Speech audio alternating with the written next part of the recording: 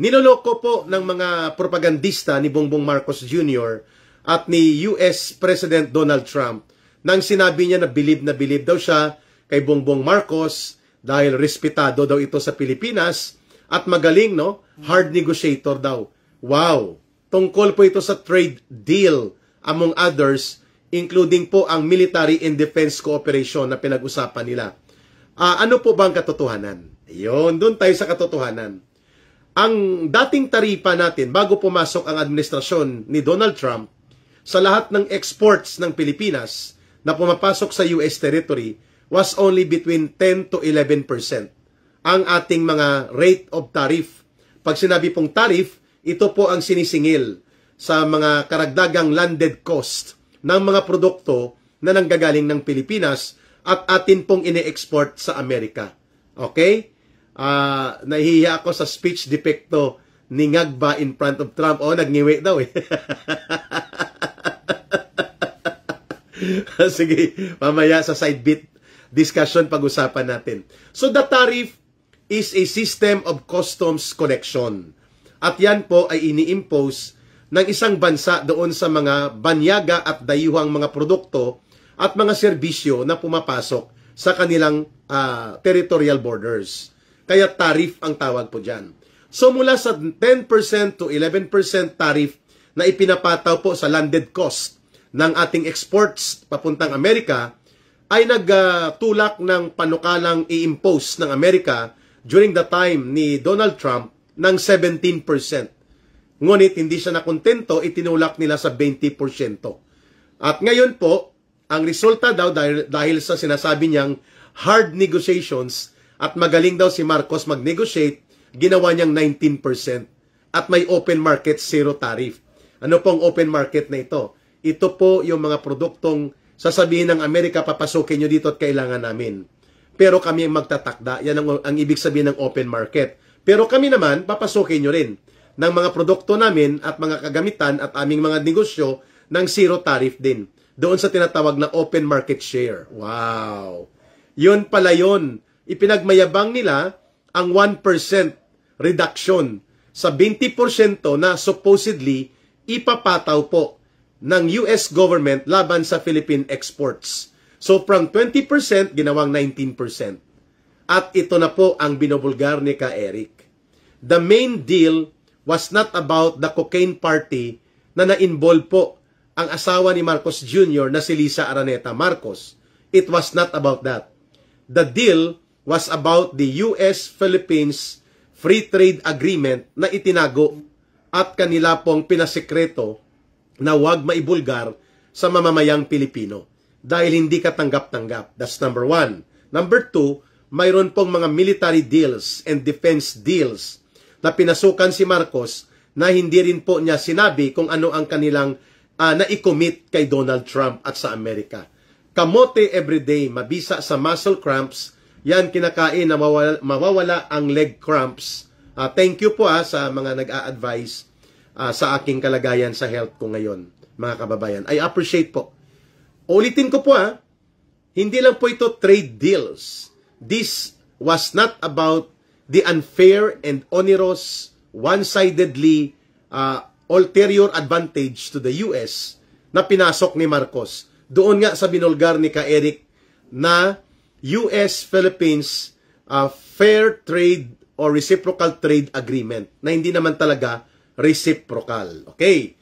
From 20% na ipapataw, naging 19% dahil daw believe si Donald Trump sa negotiations skills ni Marcos Jr. Pero ito ang catch. Bagamat nagbawas sila ng 1% doon sa tariff na 20% sanang ipapatupad nila ng American government under Donald Trump sa lahat ng Philippine exports na pumapasok sa US territory, ginawang 19%. Malaki pa rin. Kasi we were only having the tariff duty of around 10% to 11% for quite a time. Matagal-tagal po na nasa 10% lang hanggang 11% ang ating taripa na binabayaran pag pumapasok po ang ating mga mangga, pinya, saging, o ano pa mang mga basic services and trade and investment na pumapasok sa Amerika. And it can become competitively advantageous to the Philippine trade deals and economic benefits. Pero nang pumasok si Donald Trump po, ang kanyang ipinatupad, 20% kaagad. From 10 to 11%, ginawang 17%. And then naging 20%. At ngayon, matapos po magluhod-luhuran si Marcos Jr. at magpaalipin sa Estados Unidos at kay Donald Trump at panloloko na style, ginawang 19%. Mataas pa rin po yan sapagkat ipapataw po yan sa tinatawag na landed cost.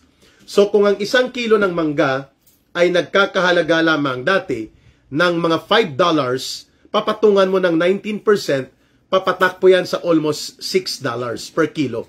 So samantalang ang ibang mga banyaga at dayuhang negosyo na may mangga, like mangga galing Thailand, Mexico, and possibly Indonesia, or any Caribbean country na mayroon pong ganitong mga produkto, hindi tayo makakapag-compete kasi mas mababa po sila. Yan ang epekto po ng tariff duties na ito, na gustong ipataw at ihataw ng negosasyon sa pagitan ni Bongbong Marcos Jr. at ni Donald Trump. So, one-sided yan. Ano po ang hindi binanggit at hindi iniulat? Pumayag po tayo na dapat ang ating mga foreign trade agreements, ibig sabihin po, yung ating pagninegosyo, yung ating mga pang-ekonomiyang mga hakbang, ay dapat naka-align din po sa kung ano ang gusto at interes ng Amerika. For example, hindi tayo pwedeng magnegosyo o basta-basta makipagkasundo sa mga investment and trade and economic partnership sa bansang China, bansang Russia, bansang Cuba, o mga kahalintulad na bansa na hindi ka-BRICS at kabarkada ng Estados Unidos. Wow! Ano ito? Dahil sila ang dapat masunod? Ano ito? Master and slave relationship pa rin? Kolonyalistang amo laban sa inaalipin na kolonya, kagaya ng ginagawa nila sa buong mundo noong 200 years ago, na tinapos na dapat ito sa modernong panahon? Yun bang ibig sabihin? Opo, yun talaga yun. Mantakin mo, we cannot negotiate and we cannot enter into economic, trade, and investment agreements nang hindi nakasandig sa kung ano ang gusto at naaayon sa interes ng Estados Unidos. Yan po ang hindi iniulat ni Marcos, na pumayag siya dyan. Kaya pinayagan siya na bigyan ng 1% discount. 1% discount. Tuwang-tuwa na si Marcos. Ang kapalit nun, yung binabanggit ko na mas malubha. We will be limited, we will be restricted, and we will be contained.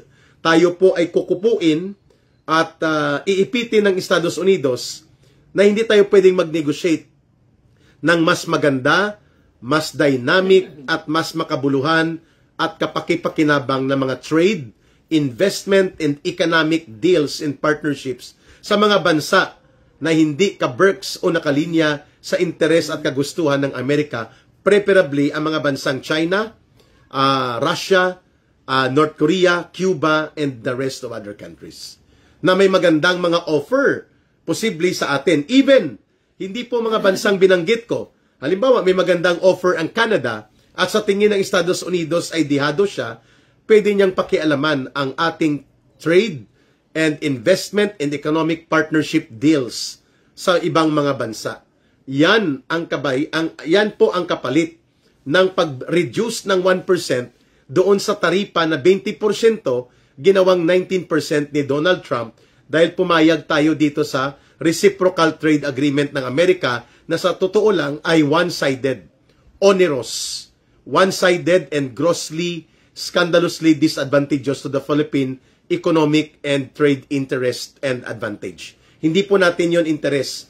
Bakit nila tayo didiktahan pagdating sa mga negosyong ito? Yan po ang hindi binanggit ni Ginoong Marcos. Pangatlo, dito sa free market deal na sinasabi ni Donald Trump, bawal din po tayo na magpundo at magpalago ng ating mga lokal na industriya, lalo na sa agribusiness, na kung saan po ay nag-export tayo.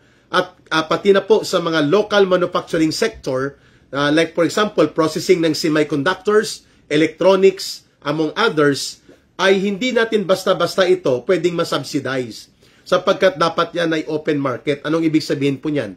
Open market means imonopolyo at kukontrolin ng Amerika ang ganyang mga uri ng negosyo o ng kanilang mga kaalyado. Hindi tayo pwedeng magdesisyon kung ano ang ating mga patakaran para lumago at lumakas din ang ating mga lokal na industriya.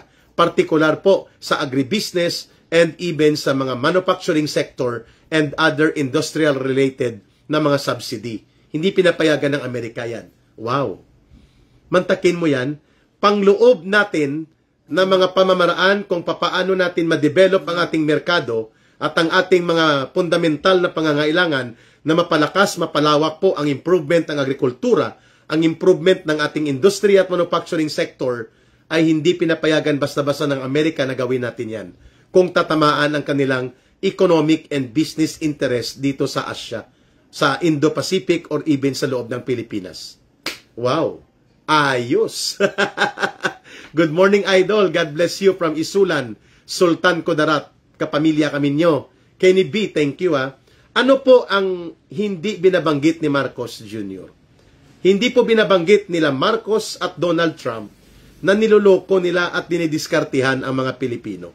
Sapagkat there are more serious implications into the one-sided, onerous, scandalously disadvantageous agreements na pinasukan ni Marcos dito sa US-Philippines Reciprocal Trade Agreement. Wow! Hindi nila ito tinatalakay.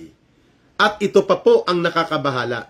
Binanggit mismo ni Donald Trump sa kanyang latest public posting ng kanyang pahayag sa social media, ang tinatawag na The Truth Social.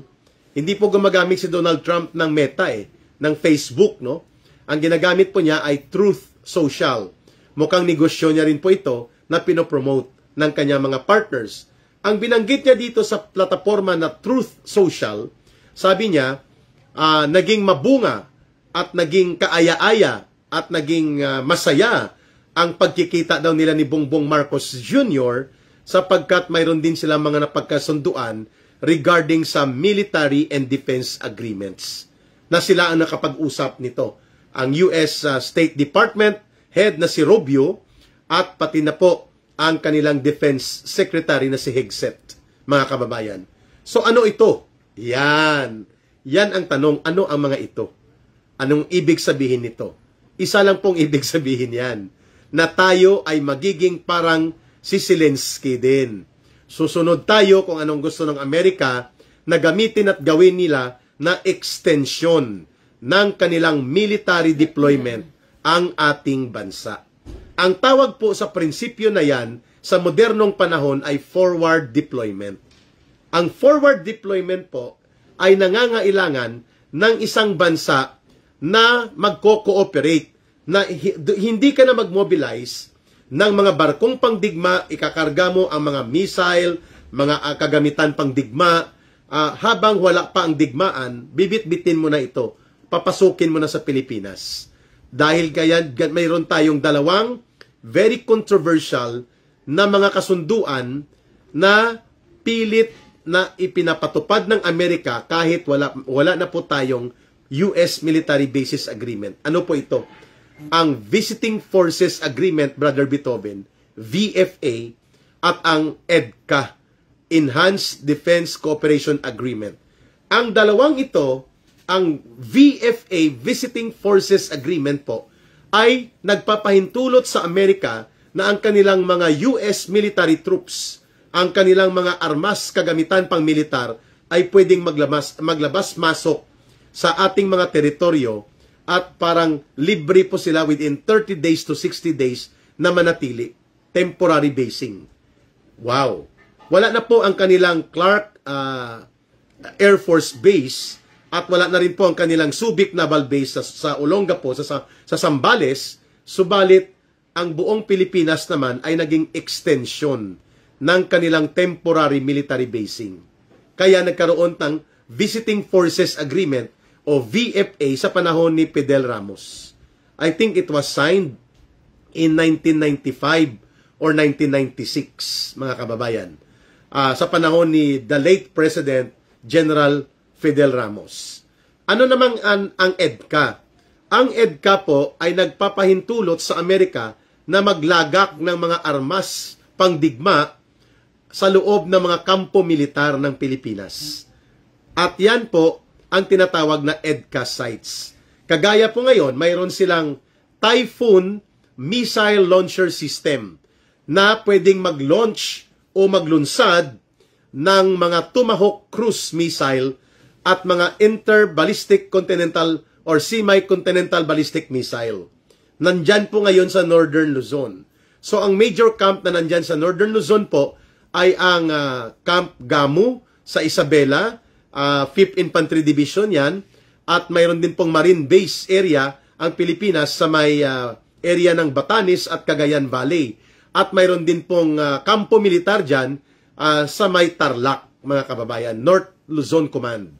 So, itong mga lugar na ito, tinatanong ngayon ng taong bayan, saan itinago itong Typhoon Missile Launcher System na kaya pong maglunsad ng Tomahawk cruise missile at iba pang semi-ballistic semi-continental missiles na pwedeng umabot sa bansang China, sa bansang Russia, and even po sa North Korea. So kung mayroon kang missile launcher system like the Typhoon missile system, ibig sabihin may mga missiles. Yes.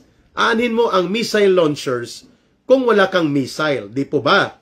Aanin mo ang pangtasa ng lapis kung wala kang lapis. Di ba? Very basic po yun, mga kababayan. So nandyan sa Northern Luzon area. At mayroon din po sa may Palawan. Ang problema po, itong EDCA at itong VFA ay pareho pong walang transparency. Hindi po yan isinasaad ang katotohanang kalagayan sa mamamayang Pilipino. Kung kaya, walang pinagkaiba po ngayon ang sitwasyon ng Pilipinas sa sitwasyon bago lusubin ng bansang Russia ang Ukraine noong February 2022, mga kababayan. And kalahati po ng mga lungsod ng Ukraine wasak na at mahigit 3 milyon ng kanyang mamamayan po ay nagkakaroon ng pagiging refugee at mahigit mga 700,000 na pong patay sa kanilang bansa, mga kababayan. So, hindi po nangyari basta-basta lamang ang paglusob ng bansang Russia sa pamumuno ni Vladimir Putin just because naisipan lang ni Vladimir Putin na lusubin ang Ukraine. Hindi po ganun. Matagal na nag-uusap ang Ukraine government at sila Vladimir Putin, ang Russian government, na ang sinasabi ng Russian government, pwede ka naman maging independent sa iyong pakikipagtungo sa iba't ibang NATO-aligned countries. NATO is North Atlantic Treaty Organization, kung saan pinapakialaman din po yan ng Amerika, mga Western countries sa Europe po yan. At sabi lang naman ng Russia, wag kang pumayag na maging member ka ng NATO, sapagkat pag nag-member ka ng NATO, ay maglalagay sila ng military base sa Ukraine. At ang Ukraine po ay doorstep ng Russia. Yan po ang ibig sabihin ni Vladimir Putin. Tutulungan natin ang inyong bansa, magtulungan tayo because we were part of the Union Soviet of Socialist Republic, USSR before. At marami pong ugnayang kultural at ugnayan po, kasaysayan, historical, ang bansang Russia at bansang Ukraine. Subalit ipinilit ni Zelensky na maging membro ng NATO na hanggang ngayon hindi pa naman naaprubahan at kung kaya po nagkaroon ng digmaan.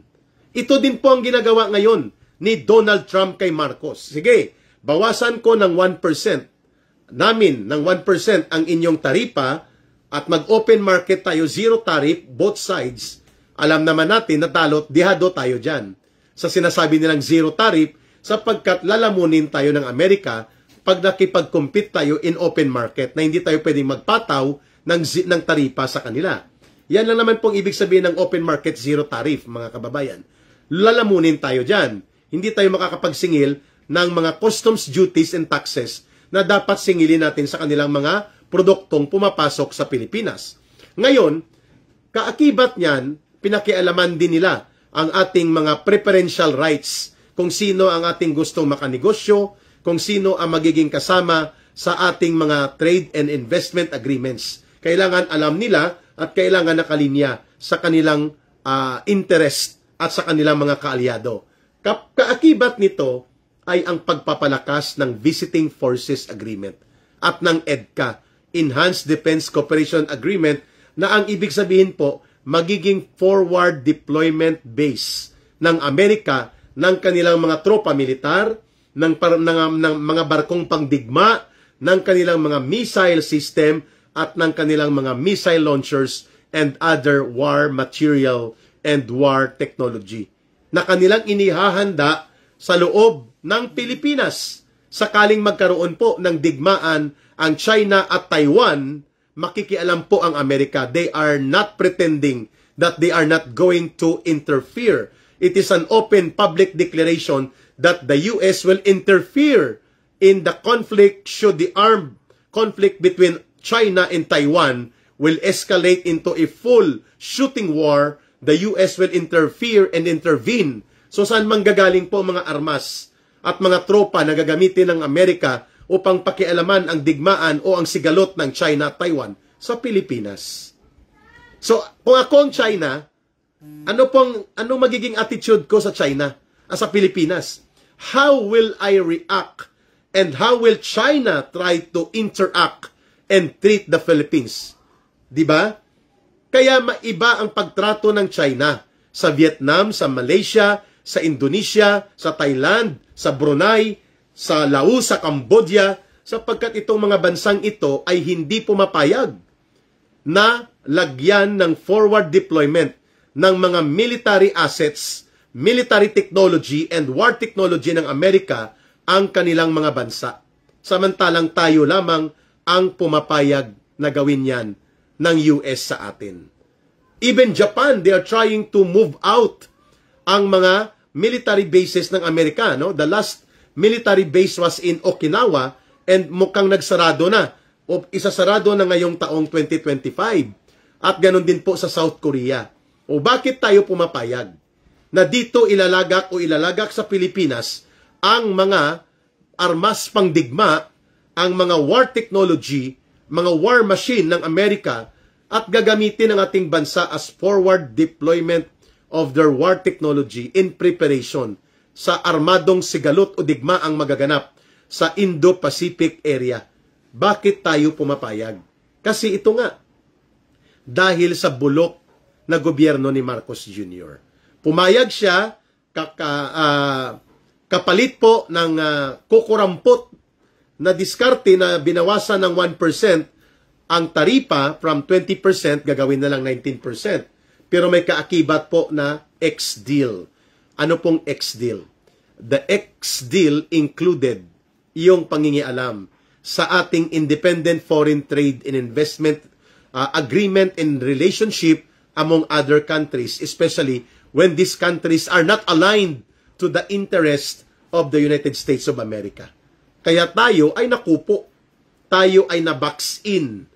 Committed po, naging manipis at makitid ang ating oportunidad na mapalago ang sariling ekonomiya at negosyo sa ating bansa dahil limitado ang ating galaw pagdating sa ating kalayaan na magdesisyon kung sino ang ating makakanegosyo at makakahalubilo sa ating mga economic, trade, and investment deals na hindi basta-basta papayagan ng Amerika. Otherwise po, hahatawin nila tayo ng mahigit pa sa 20% na taripa ng mga negosyo na pinapapasok natin sa Amerika. Wow!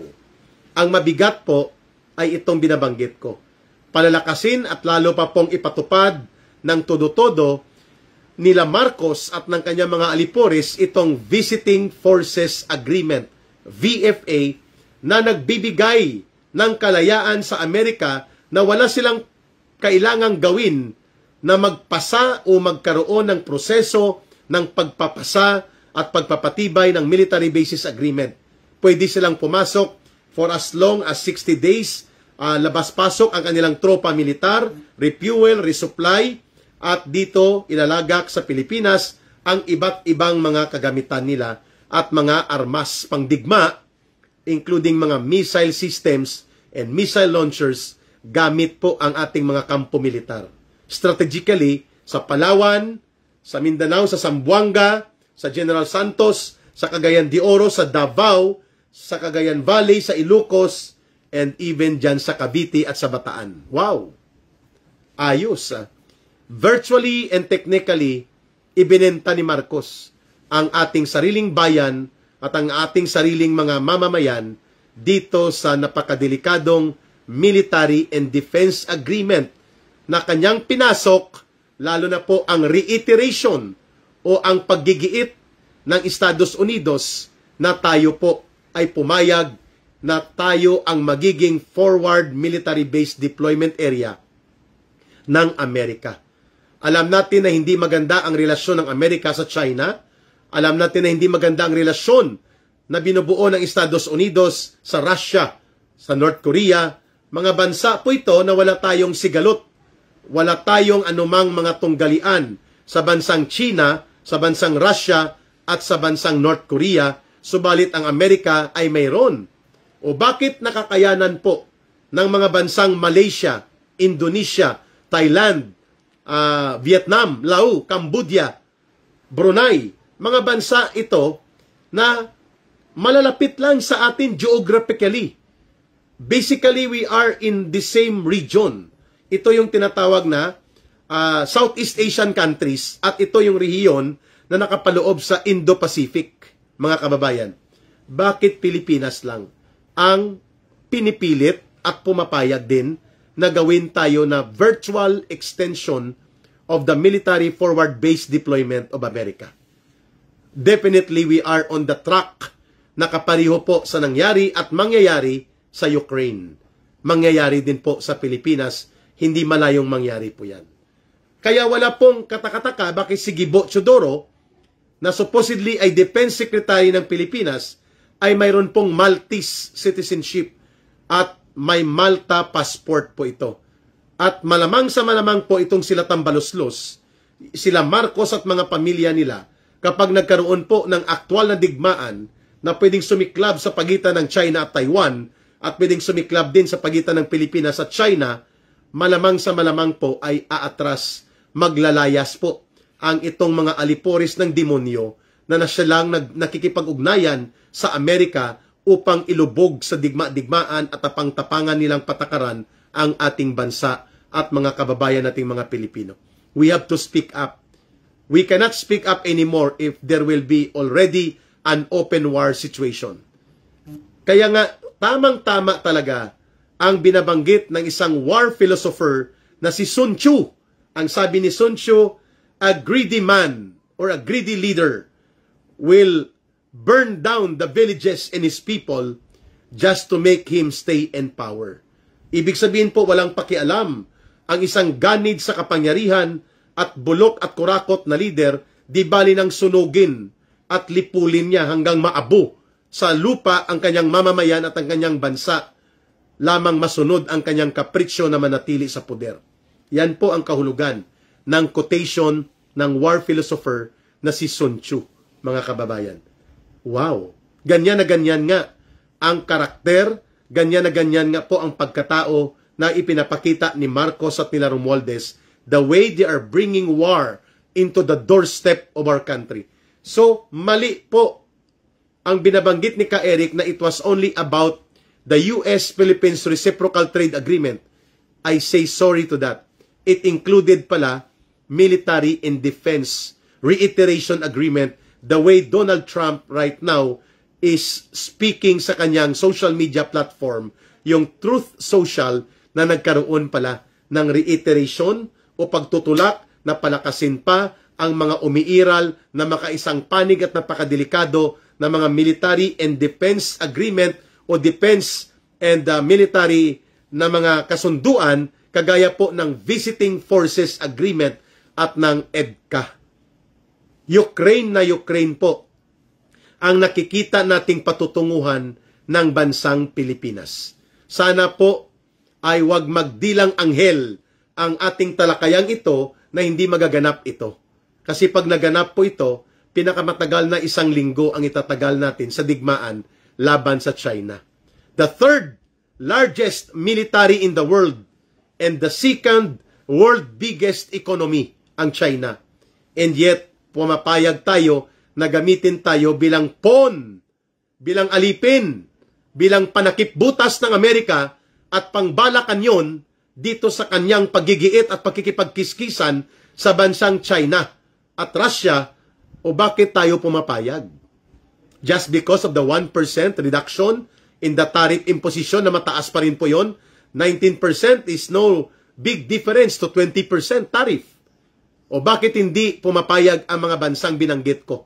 In the whole of Southeast Asia, and even possibly in the whole of Indo-Pacific region, we are the only country and we are the only government that we have na pumapayag na maging forward military-based deployment ng Amerika ng kanilang mga kagamitang pangdigma, ng kanilang tropa militar at ng kanilang teknolohiya sa digmaan ang ating buong teritoryo ng bansa natin.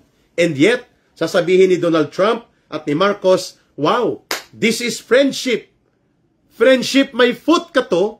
Paano naging pagkikipagkaibigan na inilulubog at inilulugmok tayo ng Amerika at ni Marcos sa kumunoy ng kahirapan, kumunoy ng pagkaalipusta at kumunoy ng delikadong kalagayan na pwedeng sumiklab ang digmaan at unang tatamaan tayo at ang ating mga mamamayan. Paano naging magkaibigan ang ganyang relasyon? I do not see any reason at all to believe na yan ay friendship. Kayo ba'y pumapayag na friendship yan?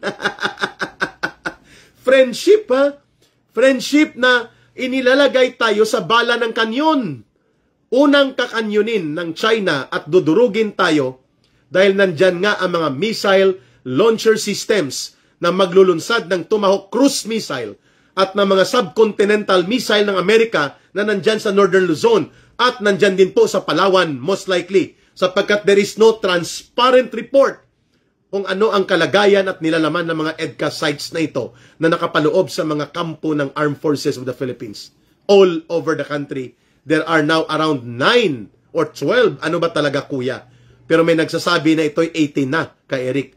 18 military camps, mga kababayan, ang mayroon na pong mga EDCA sites. Ibig sabihin, naka-forward deployment, mga kababayan, ang ganitong mga armas pangdigma ng Amerika. Nakakatakot, nakakalugmok ng damdamin po na ang gobyernong ito ni Marcos ay facilitator ng digmaan at ikapapahamak at kamatayan ng kanyang mga kamabayan. Kaya hindi ako naniniwala na papalakpakan ni Donald Trump na si Marcos daw ay talagang mahal na mahal niya ang Pilipino. Wow! Mahal na mahal ang Pilipino, tapos ibabala sa kanyon? My goodness! What kind of love is that? Tough love? Yan ang inutil na uri ng panggobyerno. Kaya nangyayari ngayon ito sa atin, mga kababayan. At ito pa, pinalakpakan po ni Donald Trump si Marcos at pinitik pa niya si Pangulong Duterte. Sabi niya, it's not your fault, but it's your president's fault na mayroon pong pangiinsulto at pangahamak sa naging malaya at matatag na paninindigan ng administrasyon noon ng panggobyerno ni Rodrigo Duterte na hindi tayo nagpakaalipin sa Amerika at hindi rin po tayo inalipusta ng China sapagkat balanse at patas ang pagbibitbit niya ng foreign policy niya.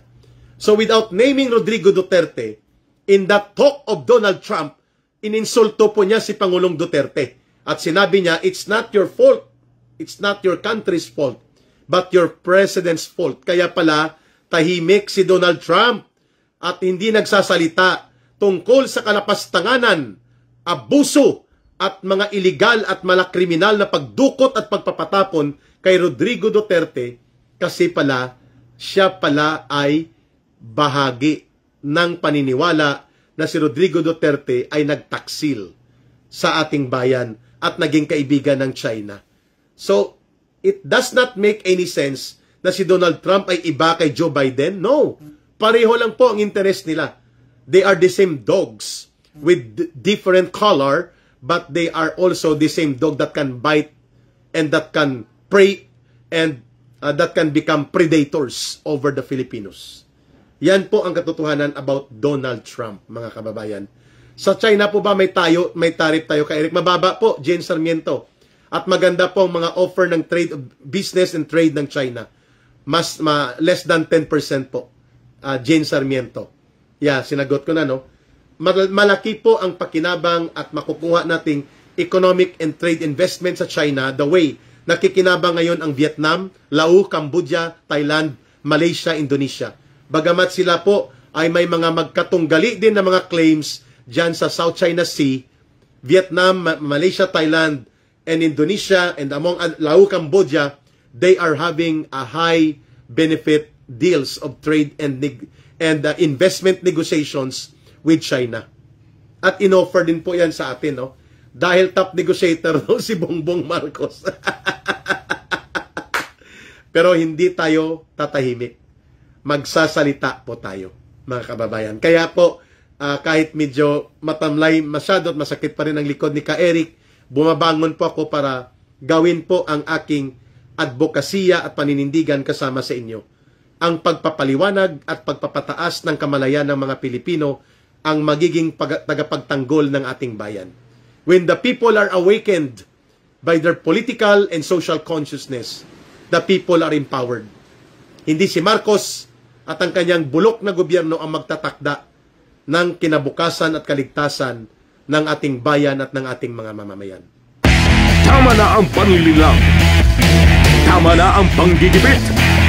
Panahon na para manindigan. Panahon na para lumaban. Kasama sina Dr. Lorraine Badoy, Jeffrey Ka-Eric Celis at Attorney Marlon Busantog. Walang inupurungan, ilalantad ang katotohanan.